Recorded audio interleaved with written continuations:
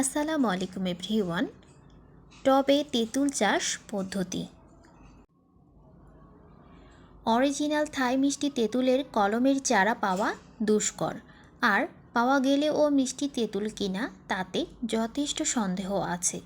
আবার নার্সারিগুলোতে মিষ্টি তেঁতুলের বীজের চারা পাওয়া যায় অনেক, কিন্তু টবে তেঁতুলের বীজের চারা লাগালে তা থেকে কতটুকু ভালো ফলন পাওয়া যাবে তা সহজেই অনুমান করা যায়। বীজের চারা যদি মিষ্টি তেঁতুলের বীজ থেকে হয়, তবুও সেই গাছের ফল মিষ্টি হবে কি না তা বলা যায় না। থাই মিষ্টি তেঁতুলের ফুল থেকে শুরু করে ফল পাকা পর্যন্ত প্রায় 7 মাস সময় নিয়ে থাকে এবং একবার গাছে ফল থাকা অবস্থাতেই পুনরায় ফুল আসে। সে হিসেবে বছরে মোট 2বার ফল পাওয়া যায়, একবার বর্ষাকালে এবং আরেকবার শীতকালে। ছাদে এর চাষের জন্য বাড়তি কোনো যত্নের প্রয়োজন হয় না। অন্যান্য গাছের যত্নের মতোই যত্ন করলে ভালো ফল পাওয়া যায়।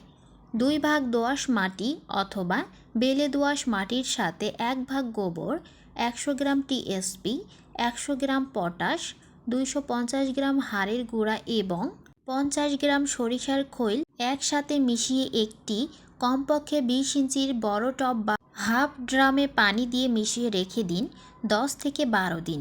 এরপর মাটি খুঁচিয়ে আরও রেখে দিন 4 থেকে 5 দিন। তারপর একটি ভালো কলমের চারা উক্ত টবে রোপণ করতে হবে। পরিচর্যা। থাই মিষ্টি তেঁতুলের চারা লাগানোর পর প্রথম 6 মাস তেমন কোনো যত্ন নিতে হবে না।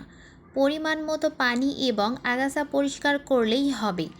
6 মাস পর থেকেই 1 মাস পর পর সরিষার খোল মিশ্রিত পচা পানি দিতে হবে। খৈলের পানি দেওয়ার পূর্বে মাটি অবশ্যই খুঁচিয়ে নিতে হবে। রোগ জীবাণু ও পোকামাকড়। থাই মিষ্টি তেঁতুলে সাধারণত পোকামাকড় আক্রমণ করে না, তবে বর্ষাকালে তেঁতুলে ছত্রাক আক্রমণ করতে দেখা যায়। এতে তেঁতুল ফেটে যাওয়ার আশঙ্কা থাকে। কাজেই বর্ষাকাল আসার আগেই যদি 10 দিন পর পর কয়েকবার একটি ভালো ছত্রাকনাশক স্প্রে করা যায়, তাহলে এই সমস্যা হবে না।